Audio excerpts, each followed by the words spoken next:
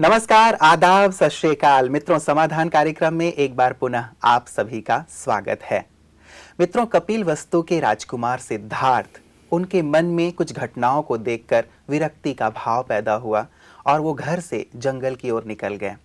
बहुत वर्षों तक उन्होंने साधना की, लेकिन जब बुद्धत्व प्राप्त नहीं हुआ, सत्य ज्ञान प्राप्त नहीं हुआ, तो मन में थोड़ी निराशा पैदा हुई और वो वापस कपिल वस्तु की ओर लौटने लगे।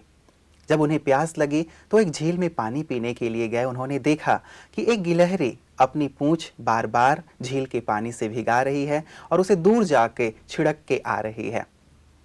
सिद्धार्थ ने पूछा कि गिलहरी, तुम ये क्या कर रही हो? उसने कहा कि इस झील में गिरकर मेरे बच्चे मर गए थे, मुझे बहुत आक्रोश है इस झील पे, मैं इस झील को सुखाना चाहती हूँ।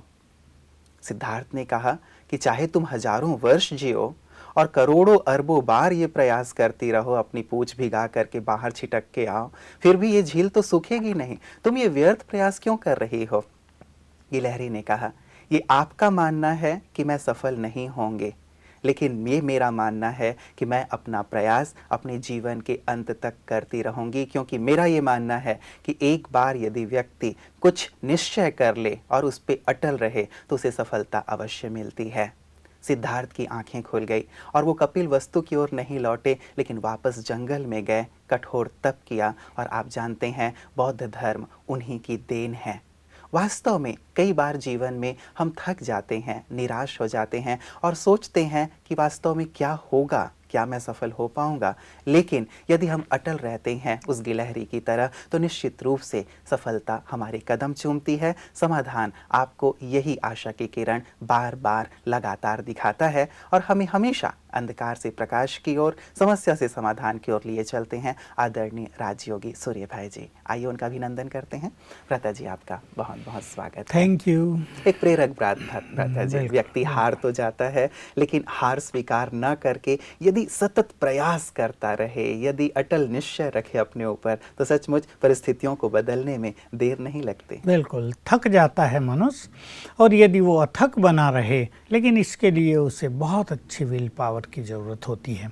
जैसे महात्मा बुद्ध भी, सिद्धार्थ भी अपने मनोबल को डाउन होता देख चल दिया था ना वापिस हार मानकर। सचमुच समस्याएं भी ऐसी हैं जो मनुष्य को तोड़ डालती हैं और उसे कहीं ना कहीं लगता है कि शायद इन समस्याओं से निजात पाना अब संभव नहीं है, अब चलो छोड़ दो इन चीज़ों को, और इस तरह समस्याओं का फोर्स बढ़ता ही जाता है। लेकिन मनुष्य अगर सचमुच दृढ़ संकल्पधारी हो जाए और वो परमात्मा का साथ भी ले, इसमें मुख्य बात ये है कि अब राजयोग में हमें ये विशेष रूप से फीलिंग दी जाती है कि तुम अब अकेले नहीं हो, तुम्हारे साथ तुम्हारा परम पिता ऑलमाइटी, जो सर्वसमर्थ है, जो सारे संसार का बोझ उठाने में समर्थ है, जो सारे संसार की समस्याओं को एक ही सेकंड में नष्ट करने में भी समर्थ है, ऐसा सर्वशक्तिमान तुम्हारा साथी है। उसके साथ को ले लो, उसको अपना साथी बना लो, उससे जुड़ जाओ, तो उसकी संपूर्ण शक्तियाँ भी तुम्हारे साथ काम करेंगी। ये चीज़ हमें थकने नहीं देगी। थकता है मनुष्य तब जब वो अकेला होता है। देखिए, यात्रा में दो भी साथी हों, दो तीन हों, बड़े आनंद से यात्रा करते, तो बातचीत करेंगे, कुछ बात भी आ गई, एक दूसरे को लाइट करेंगे, शेयर करेंगे आपस में बातें, हंसते बहलते, कभी गीत गा रहे, कभी बजा रहे, कभी डांस कर रहे हैं और आगे बढ़ते चलेंगे। तो जीवन की इस यात्रा में कोई साथी अवश्य चाहिए।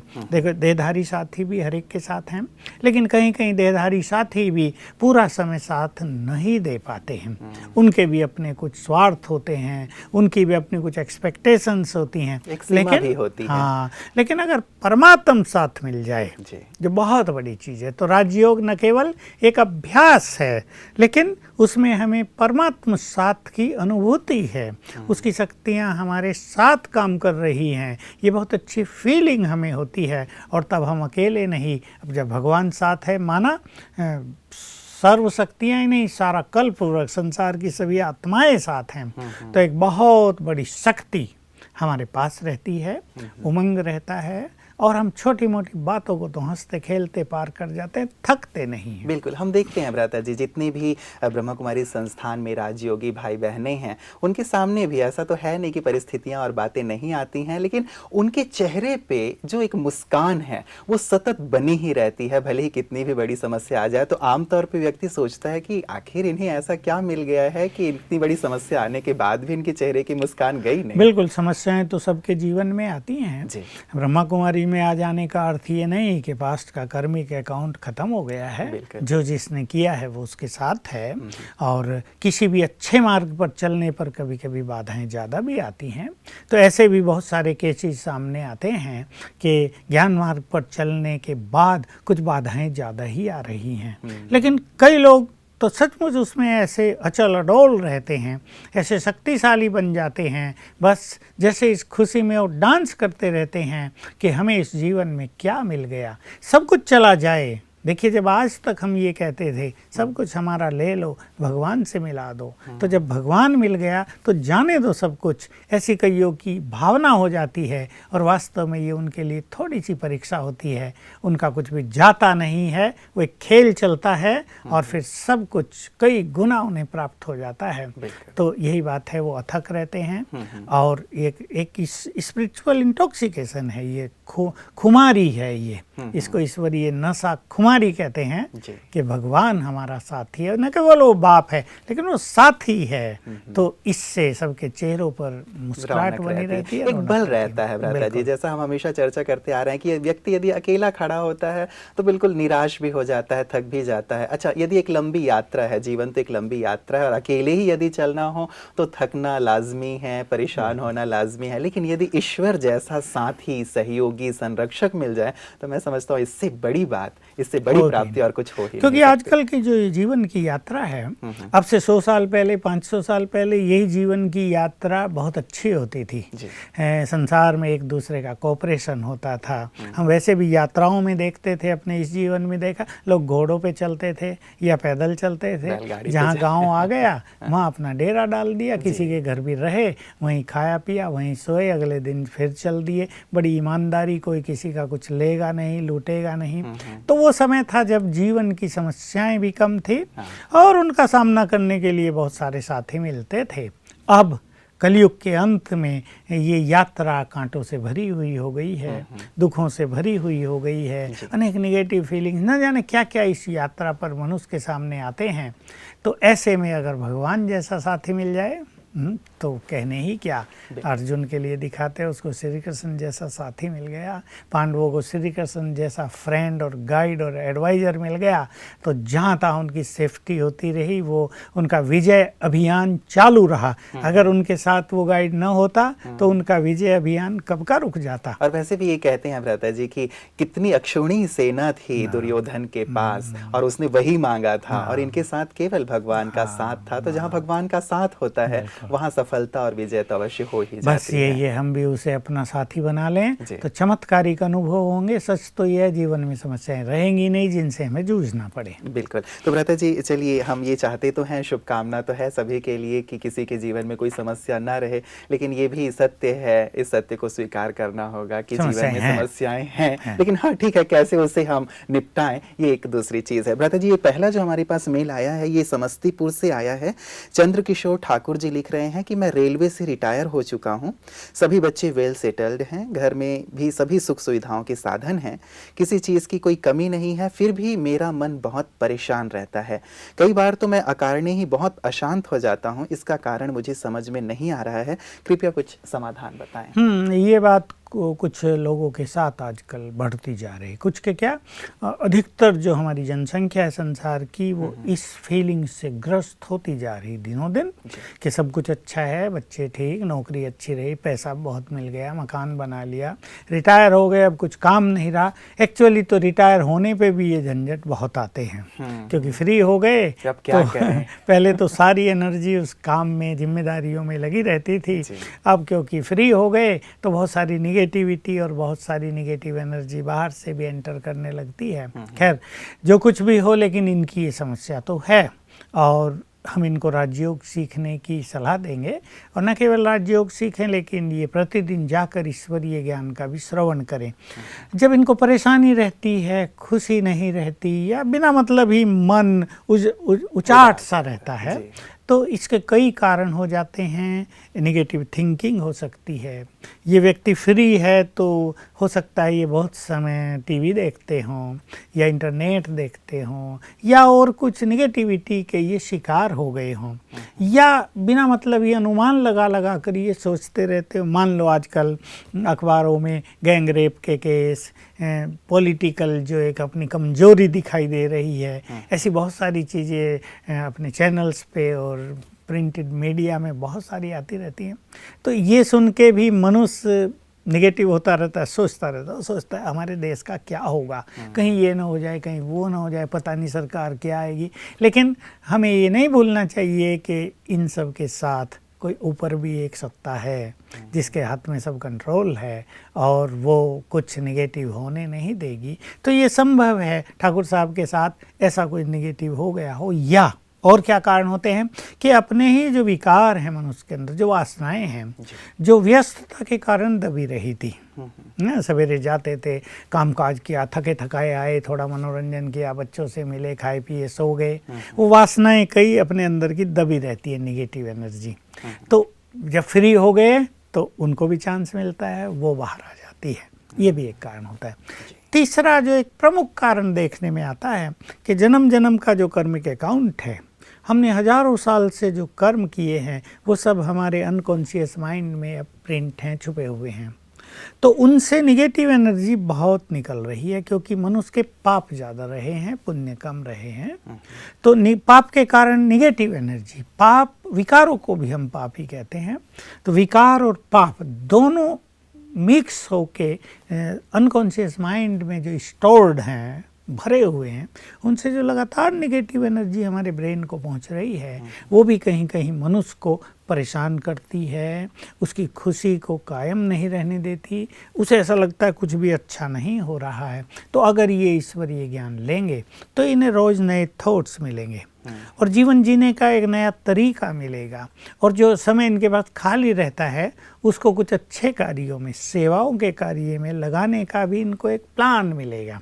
तो इनको एक अच्छी प्लानिंग मिल जाएगी और जब ये राजयोग मेडिटेशन का अभ्यास करेंगे, जो नेगेटिव एनर्जी अंदर में है या जो कर्मिक अकाउंट की बुरी चीज़ें अनकॉन्शियस माइंड में भरी रही हैं वो भी क्लीन होता जाएगा और इनका मार्ग साफ होगा। ये अपने जीवन की अंतिम यात्रा को एंजॉय करेंगे क्योंकि बहुत आवश्यक है। मान लो ये 60 साल के हुए हैं तो अभी इनको जितना भी जीना है 15-20 साल और जितना भी इनका भाग्य है, इस 15-20 साल की जीवन की यात्रा को ये सचमुच एंजॉय करें क्योंकि अब ये मुक्त हो गए, जैसे वानप्रस्थ अवस्था जैसी इनकी है।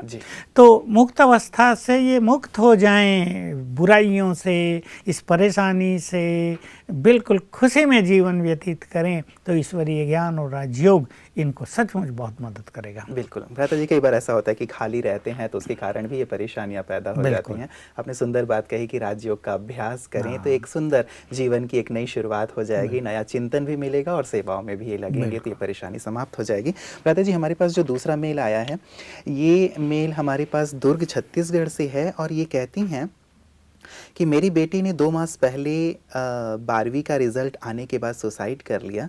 वो पास हो गई थी, परिवार की तरफ से भी उस पर कोई दबाव नहीं था, बहुत गुणवान और मिलनसार थी। उसके सभी दोस्तों से भी हमने बात की लेकिन ऐसी वैसी कोई बात नहीं थी। हमारी समझ में ही नहीं आ रहा है कि उसने ऐसा क्यों किया। घर का माहौल तब से बहुत गमगीन रहता है।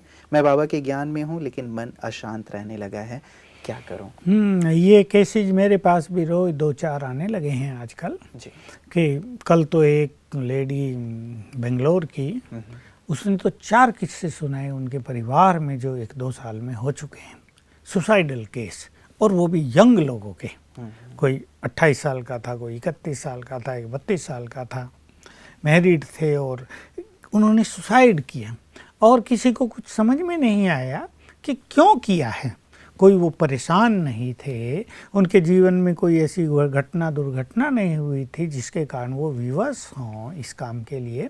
तो ये ऐसी बातें रोज़ सामने आ रही हैं कि बिना मतलब भी आज भी किसी का एक फ़ोन ऐसा ही था कि उसकी लड़की ने सुसाइड किया। क्या हुआ कुछ पता नहीं, उसका किसी प्यार नहीं था, वो हमसे सब कुछ शेयर करती थी, उसका जीवन बहुत सुंदर था। यही बात इनकी है। चलो इनको रही हो के अंक कम आए हैं, लेकिन ये तो कोई बात नहीं होती है।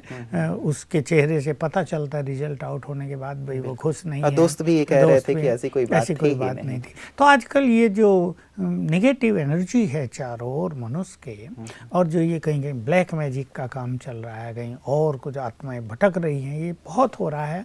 कई लोग इनमें विश्वास भी नहीं रखते, कई विश्वास रखते हैं तो उनको इनका समाधान नज़र नहीं आता, तो ये भी किसी किसी को विवश कर देती हैं सुसाइड करने के लिए जी।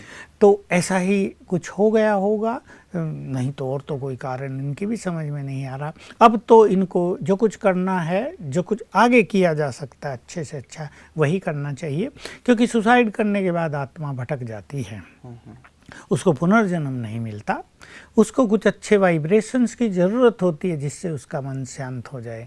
चाहे उसने सुसाइड इमोशनल होके कर लिया हो, हाँ कुछ ऐसे भी केस देखे जाते हैं कि लोग इमोशनल होके कि ये भी करके देख लेते हैं क्या होता है, उसने भी किया है, ऐसे भी कर लेते हैं। युवकों में कुछ ऐसा भी क्रेज हो जाता है। तो जो कुछ भी किया वो आत्मा बहुत पछताती है अब, क्योंकि उसको पुनर्जन्म नहीं मिलता है। तो और इसी कारण से घर में वाइब्रेशंस बहुत निगेटिव रहते हैं, क्योंकि बहुत बार वो वहीं विचरण करती है। अब उसके दुखों की फीलिंग्स, उसकी अशांति की फीलिंग, वो हेल्प चाहती है लेकिन मांगे कैसे? उसके पास अब शरीर नहीं है, सूक्ष्म शरीर है, वो आवाज़ नहीं दे सकती, उसको प्यास लगेगी। और जैसा हम बहुत बार कह आए हैं, कोई भी व्यक्ति जब सुसाइड करता है उसकी अंतिम स्थिति जो होती है दुख भरी, बहुत अशांति की, समझ ही सकते हैं, खुशी से तो कोई सुसाइड नहीं करेगा, वो कंटिन्यू रहती है। तो उसके ही वाइब्रेशंस घर में आते रहते हैं, क्योंकि इनसे ही वो जुड़ी हुई है, वो इन्हें याद करती है और वहीं आसपास विचरण करती है। तो उसके वाइब्रेशंस घर को ऐसा गमगीन वातावरण से बिल्कुल त्रस्त रखते हैं। तो इनका कार्य है, क्योंकि इन्होंने राजयोग सीखा है, घर में रोज शांति के वाइब्रेशंस फैलाना। तो मैं इनको राय दूंगा कि ये कम से कम 2 बार आधा घंटा अपने घर में बहुत अच्छा मेडिटेशन करें और उस आत्मा के लिए भी योग के सुंदर वाइब्रेशंस दें, ताकि उसका चित्त शांत हो जाए। अब ज़रूरत इस चीज़ की है, उसका चित्त शांत होगा तो इनका चित्त भी शांत होगा, उसको पुनर्जन्म मिलेगा तो ये भी निश्चिंत जैसे हो जाएंगे। जैसे घर का कोई व्यक्ति भटक रहा और उसको ठिकाना मिल जाए तो सब परिवार वाले भी शांत और निश्चिंत हो जाते हैं। तो उसको ठिकाना मिलेगा, पुनर्जन्म होगा तो इनका चित्त आपे ही चैन में आ जाएगा। एक तो ये काम इन्हें करना है डेली, लेकिन कुछ लंबा समय करना पड़ेगा। पहले 21 दिन करें, फिर 21 दिन करें, फिर 21 दिन करें, 3 बार 21-21 दिन। ये अपने घर में इस तरह के गुड वाइब्रेशन, शांति के वाइब्रेशंस, प्योरिटी के वाइब्रेशंस फैलाने के लिए बहुत अच्छा राजयोग मेडिटेशन करें। लेकिन ये आवश्यक है कि उस आत्मा के लिए ये कुछ पुण्य भी करें। और पुण्यों में एक बहुत बड़ा पुण्य होता है कि भगवान को भोग लगवा देना उनके निमित्त। तो इससे परमात्म ब्लेसिंग्स भी उसको मिलने लगती हैं और उसका चित्त शांत होने लगेगा। दूसरा, उसके निमित्त ब्राह्मणों को, पवित्र आत्माओं को ब्रह्मा भोजन खिला देना, ये भी एक बहुत बड़ा पुण्य है। उसके नाम से और कुछ दान पुण्य कर देना ताकि उसका चित्त शांत हो जाए, इसकी बहुत ज़रूरत है। क्योंकि ये सब साधन मैंने कई केसेज में कराए हैं और सब कुछ ठीक हुआ है। ये उनको अपने वाइब्रेशन से पता चल गया, तो ये सब कार्य इन्हें अवश्य करने चाहिए। दादा जी, ये सारे कार्य तो ये करें, ब्रह्म भोजन की बात आपने कही, योग की बात आपने कही, लेकिन ये तो ज्ञान में है। चलिए, इन्होंने अपना नाम भले ही नहीं लिखा है, लेकिन परिवार के अन्य सदस्यों के मन में एक चीज़ हमेशा शायद खटकती ही रहेगी कि आखिर उसने ऐसा क्यों किया।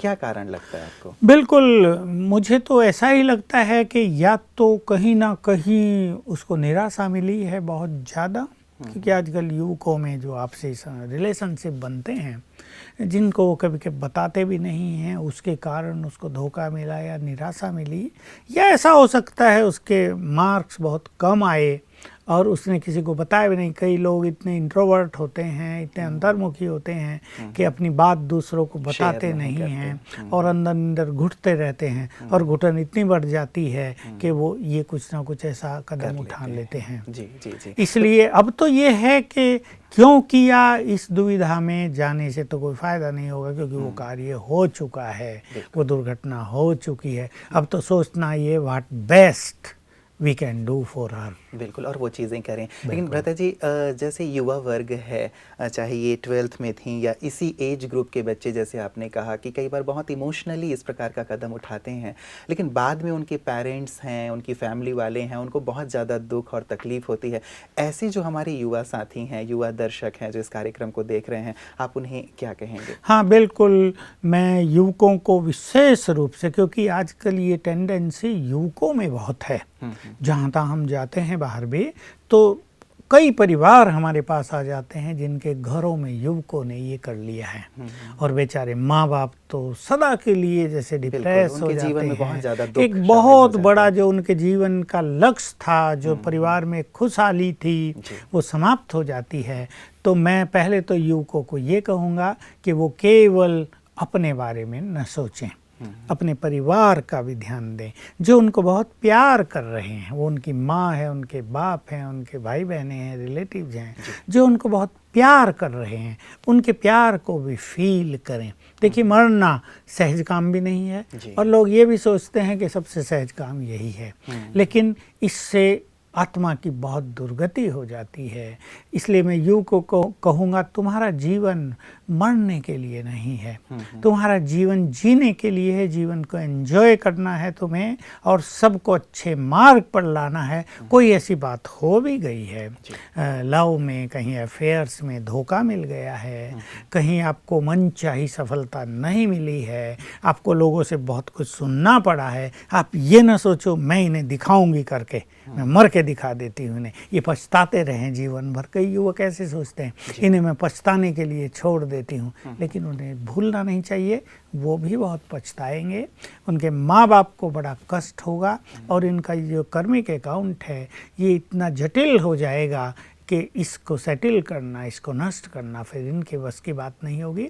इसलिए मैं युवकों को ये संदेश देना चाहता हूँ कि अपने को महान बनाएं, अपने विचारों को ज़रा ब्रॉड करें, और मरने की इच्छा बिल्कुल छोड़ दें। हमें तो जीना है, एक मार्ग नहीं दूसरा सुंदर मार्ग है, एक द्वार बंद हुआ है दूसरा खुला है, उसको प्राप्त कर लें, और अपनी असफलताओं को अपनी सफलता का आधार बना लें। एक जगह सफलता हुई है, कोई बात नहीं, उससे सीख लें कुछ, और दूसरी जगह बहुत ज़्यादा सफलताएं हमें मिलेंगी, तो हम अच्छे मार्ग पर चले, हम भविष्य को उज्जवल बनाने का सोचें। मरना तो कायरता है, इसके लिए मन में संकल्प कभी ना करें। तो निराशा को छोड़ें, बहादुरी से जीवन के पथ पे आगे बढ़ें। भले ही असफलता मिली है, लेकिन फिर भी असफलता मिली है तो कल सफलता भी अवश्य मिलेगी, और एक मार्ग अवरुद्ध हुआ है तो दूसरे मार्ग भी तो खुले हुए हैं। इस प्रकार यदि विचार करें तो निश्चित रूप से इससे दूर हो जाएंगे। और साथ ही अपने पेरेंट्स के बारे में भी जरूर सोचें, जिन्होंने उन्हें बहुत प्यार से पाला है। भ्राता जी, मैं आपको एक प्रश्न की ओर लिए चलता हूँ। ये प्रश्न हमारे पास इंदौर से आया है। ये कहते हैं कि जब से मेरी 3rd बेबी हुई है तब से मैं डिप्रेशन में हूँ। मेरी पहले 2 बेटियां हैं, और मैंने और परिवार वालों ने कभी बेटे बेटी में भेद नहीं किया। हम तैयार थे कि 3rd बेबी लड़की हो या लड़का, हम बहुत खुशी से उसका स्वागत करेंगे। मुझे लड़की हुई, सब बहुत खुश हैं, लेकिन इसके जन्म के साथ ही मैं बहुत नेगेटिव फीलिंग में हूँ, डिप्रेस्ड फील कर रही हूँ, बहुत शक्तिहीन महसूस कर रही हूँ, और साथ ही मैं बीमार भी रहने लगी हूँ। मुझे इसका कारण समझ में नहीं आ रहा है, मैं क्या करूँ?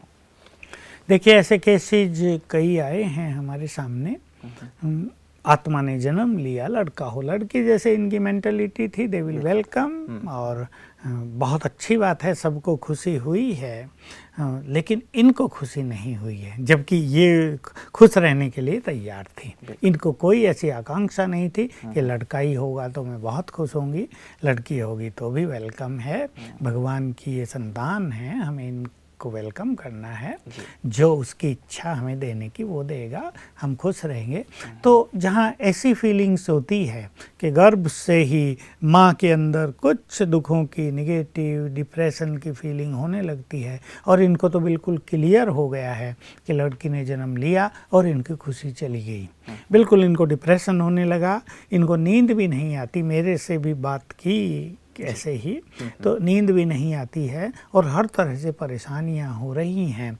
क्या कारण है इनकी समझ में नहीं आता। ये बहुत खुश रहना चाहती हैं और अपने बच्ची को बहुत प्यार देना चाहती हैं। इनके मन में कुछ है ही नहीं, उसको बहुत प्यार करना चाहते हैं, लेकिन चाहते हुए भी नहीं कर पा रहे। देखिए, कर्मों की फिलॉसफी के अनुसार इसके पीछे रहस्य यही है कि जो आत्मा इनके घर में आई है, इसका और इसकी माँ का, औरों का नहीं, कर्मों का बहुत कड़ा हिसाब किताब है। निश्चित रूप से दोनों के बीच में पूर्व जन्मों में अच्छे कर्म नहीं रहे हैं, पुण्य कर्म नहीं रहे, सुखदायी कर्म नहीं रहे हैं, शत्रुता रही है, बदले की भावना रही है, एक दूसरों को बहुत कष्ट पहुंचाया है। तो वो आत्मा बदला लेने के लिए इसकी बच्ची बनकर इसके घर में आ गई है। बिल्कुल यही इसके पीछे रहस्य है। अब बच्ची है, इसको प्यार देना है, लेकिन ये प्यार नहीं दे पा रही। तो इनको सावधान होना है कि अभी से ये अपने को संभालें और किसी भी तरह डिप्रेशन को अपने अंदर ना आने दें। तो मैं इनको राय दूंगा, 2 काम इन्हें विशेष रूप से करने हैं। राजयोग तो ये बाद में सीखेंगी, लेकिन अभी मैं 2 चीज़ें इनको सजेस्ट करूंगा। आज तक के जो अनुभव हैं ऐसे केसेज में, तो ये करने से इनका डिप्रेशन पूर्ण समाप्त हो जाएगा और जो आत्मा इनके घर में आई है उसका चित्त भी शांत हो जाएगा और बच्ची का भी भविष्य सुंदर और इनका भी भविष्य सुंदर हो जाएगा। एक तो उस आत्मा से मन ही मन रोज सवेरे ये क्षमा याचना करेगी। हमने आपको पूर्व जन्मों में कोई भी कष्ट दिया है, जिससे आपका चित्त परेशान हुआ है, हमने आपका दिल दुखाया है, हम आपसे सच्चे दिल से क्षमा याचना करते हैं। आप हमें क्षमा करें और शांत हो जाओ। दुआएं देंगे, शांत हो जाओ, सुखी हो जाओ, प्रसन्न हो जाओ, संतुष्ट हो जाओ। तुम अब हमारे घर में आ गई है, यहाँ कर सुख पाओ, हम तुम्हें भरपूर प्यार देंगे, हमारी वो शत्रुता पूर्ण हो गई, अब हम बिल्कुल सच्चे मित्र हैं। ये फीलिंग रोज 21 दिन तक इन्हें देनी है और मुझे पूर्ण विश्वास है 7 दिन में ही बहुत कुछ ठीक होने लगेगा।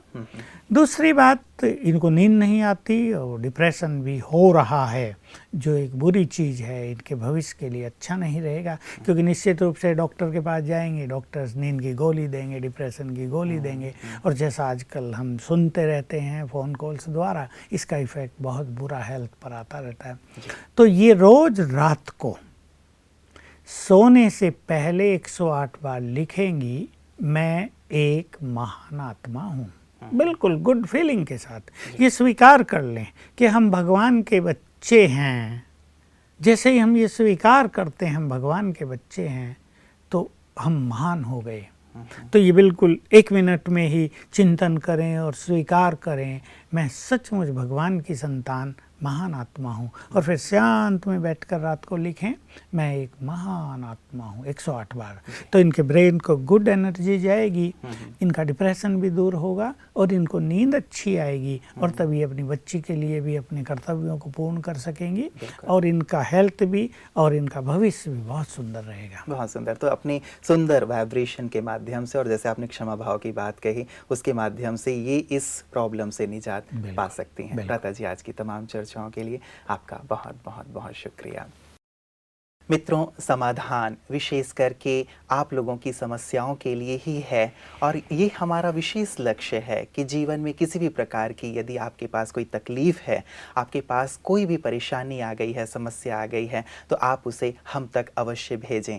हमारा नारा ही आप इसे कह सकते हैं कि आप हमें अपनी समस्याएं दें, हम आपको समाधान देंगे। आप अपनी परेशानियां हमें दें, हम आपको प्रसन्नता प्रदान करेंगे। आप अपने दुख हमें दें, हम आपको खुशी देंगे। इसी में हमारी खुशी है और यही वास्तव में समाधान का लक्ष्य है। तो यदि आपके पास किसी प्रकार की तकलीफ, प्रश्न या समस्या है तो निश्चित रूप से आप हमें SMS करें, आप हमें ईमेल करें या आप हमें पत्र भी लिख सकते हैं। हम आपकी समस्याओं का, आपकी परेशानियों का स्वागत करते हैं और ये चाहते हैं कि आप समाधान युक्त होकर जीवन का संपूर्ण आनंद लें। आज के लिए इतना ही, दीजिए इजाजत, नमस्कार।